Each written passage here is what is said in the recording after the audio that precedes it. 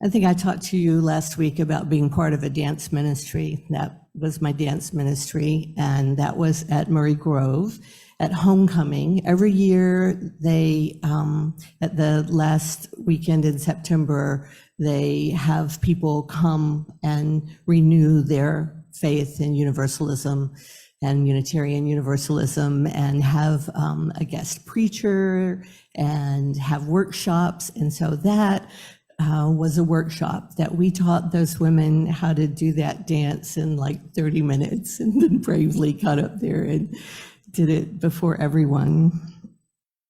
So Murray Grove is the place where Thomas Potter and first came into knowing that there was someone who believed in Universalism like he did, that fortuitous meeting. So I take that, I love Murray Grove. I was on the board of its board of directors for many, many years. And it is a part of our faith that we don't talk about very much, our Universalist side. Many of us consider ourselves more Unitarian and don't want to believe in miracles and that sort of thing, but that is part of our faith too. So the Reverend Forrest Church has said, in a sweeping answer to creeds that divide the human family, Unitarianism proclaims excuse me, that we spring from a common source, and Universalism, that we share a common destiny. Most of us know more about our Unitarian side than our Universalist history. Some of you may have heard the joke, the Universalists think that God is too good to damn them to hell forever, and the Unitarians think they are too good to be damned forever. Some of you may know about class differences between Unitarians and Universalists. Unitarians were mostly wealthy white landowners, university-educated business and professional people in New England. Universalism started mostly in New Jersey and Pennsylvania and reached out originally via circuit-riding preachers and revivals to all souls, rich, poor, black, white, slave, men, women, formally educated or not. You heard about Thomas Potter, who had that belief in the miracle. He was illiterate and not stupid. Sometimes we Unitarian Universalists equate education with wisdom. Potter was quite wise and quite the successful business person. He owned 500 acres, the sawmill, the fish cannery, and he had such a belief in a God who loved and accepted everyone like a wise and accepting father who couldn't possibly send his children to eternal hell. Potter would invite every circuit-riding preacher into his home to read to him the places in the Bible that said that. He wanted proof.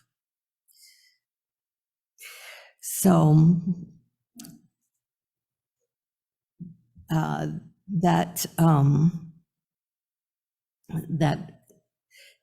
boat is a replica of what brought him there. And there's really, the chapel is still there, but their house fell down in the 1970s. Murray Grove is holy ground to me, and I loved to walk the grounds. When I needed a spiritual lift, a reminder of my faith and calling, I would walk down the path to the remains of Potter's house. I would again be inspired by Potter's perseverance and faith, thinking of all of those conversations that happened around his kitchen table with the visiting preachers, much to his wife's chagrin. I took a piece of brick from the ruins of their kitchen stove to help me hold on wherever I am to that perseverance and faith and possibility of miracles. where we come from that calls us on. Potter's wife is somewhat responsible for there being the first Universalist church in the colonies. She got tired of people being in her house and told Thomas, go build a church.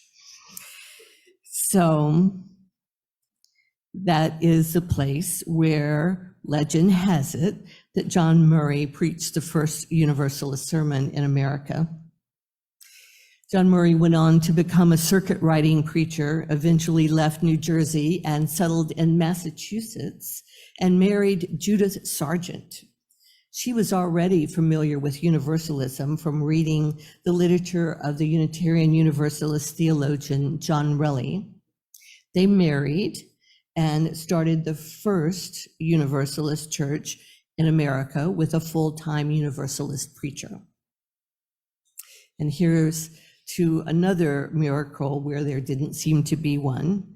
Most people think the separation of church and state is from the original founding documents of this country, but that's not so. The Murrays were struggling to keep their Gloucester, Massachusetts church afloat and didn't think it was fair that all taxes were being collected from all the townspeople to support only the first parish church, the ancestors of Unitarianism in New England. The Murrays successfully sued the town of Gloucester, and it was one of the very first challenges to the separation of church and state. And it was between Unitarians and Universalists. We are political people. Judith Sargent Murray gets credit for this happening too. Many people believe her writings surpassed John Murray's. She was one of the first women to speak out for equal rights for women. And this was the first of many significant firsts for Universalist women. There was significant progress in women's ordination in the Universalist tradition in the 1900s. Some have called that breaking the stained glass ceiling. So much that by the time women gathered to get the right to vote in 1920, 88 women had already been ordained as Universalist ministers. And at that time, only 42 Unitarian women had been ordained. Every color, every creed, every kind, all souls. Here's another miracle. Joseph Jordan became the first African American ordained by a Universalist convention in 1890. The forerunners of Universalism in the colonies came out against slavery as early as the mid-1790s. One of the most famous was Philadelphian physician Benjamin Rush, who was one of the signers of the Declaration of Independence. Pennsylvania in that time was a hotbed of religious thought and freedom. And that religious thought and freedom continues every year at our gathering called the General Assembly, and the Murray Grove Association sponsors the John Murray Distinguished Lecture. Reverend Rob Hardy's of All Souls UU in DC delivered the lecture one year and linked Universalism to hospitality. He said, "What is the depth and breadth of our hospitality? Our world is threatened by a God of some souls, not all, a God who picks and chooses." And he asked, "How do you know when you have created a God in your own image?" He says, "When they hate the same people you do." The recent Supreme Court nominees make clear the challenge for progressives in these somewhat dark times. Many of us have been filled with anger and dread. And I wonder, can we dare to think of these challenges and rulings as a miracle? I can, grudgingly, because I can see them as a catalyst for what gets more of us off our butts and out into the streets and talking to our legislators, protesting peacefully in the streets, peacefully in the halls of Congress. And if we have more what I would call backward-facing rulings, let's do all we can to enfranchise more voters, all souls, every color, every creed, every kind, so that we have a democracy that represents a majority of public opinion. A real miracle now will be if we can influence and find common ground with those who are so very socially and politically different than us. I don't know about you, but I find finding that common ground can be really difficult, and most especially with my own family. I'm remembering a time when I was living in Texas that we had a surprise birthday party for my favorite uncle from childhood. Most of my Texas family think and love and worship very differently than me. And I admit I struggle not to stand in judgment of their way, that it's wrong. And so I decided to go to the party. I hadn't been around them in a long time. And I did want to have a chance to have those conversations, but not at my uncle's birthday party. So I made it through the day, listening and not saying anything, until the very end. My uncle said as I was leaving that he hoped my brother and his friend would visit sometime. And I mustered up my courage and said, my brother will not visit until his husband is accepted and welcomed here. My love for my brother and my brother-in-law overrode all my reservations. I share this that even a minister at times finds it hard to be both loving and prophetic, to speak our own truth. Do I understand myself as a universalist and want to love all? Absolutely. Do I believe that God, however you define that love embraces all of us, even my Trump-supporting friends and relatives? Yeah. That I can call and look for and find miracles everywhere, every day? Can I ask that of myself? Can I believe in all that goodness? Can I align myself with a favorite Mae West quote? Too much of a good thing is wonderful. It's a good thing, a noble and generous thing, maybe a miraculous thing, to love all our sibling humans. We Unitarian Universalists often quote Francis David that we need not think alike to love alike.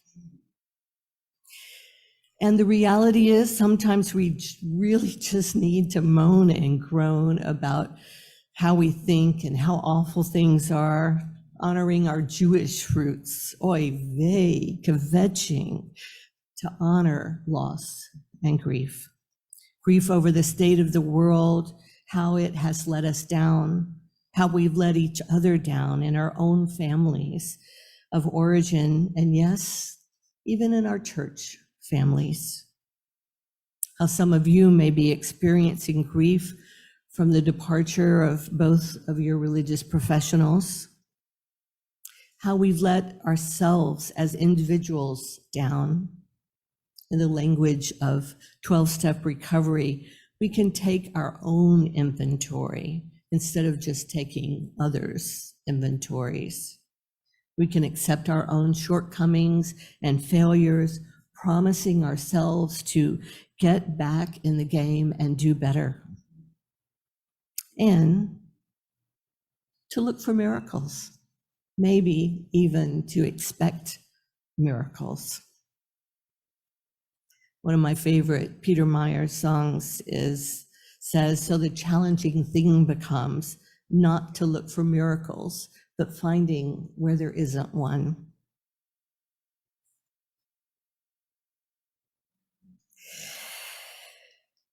So after worship ends today and fellowship time begins, I encourage you to get out of your comfort zone and think about a miracle you've experienced and share it with someone.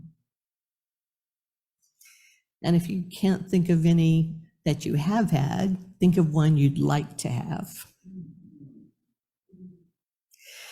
So, in closing, in Carl Gregg's essay, he says that while Unitarianism has sometimes led us down a road to extreme Emersonian individualism of caring mostly about our own isolated spirituality, Universalism calls us out of ourselves and into the world to love the hell out of this world, right here, right now, on earth, a world that desperately needs the life-saving message of our faith, to live the miracle that we are all a part of one another, part of one church family, part of one human family that leaves no one behind.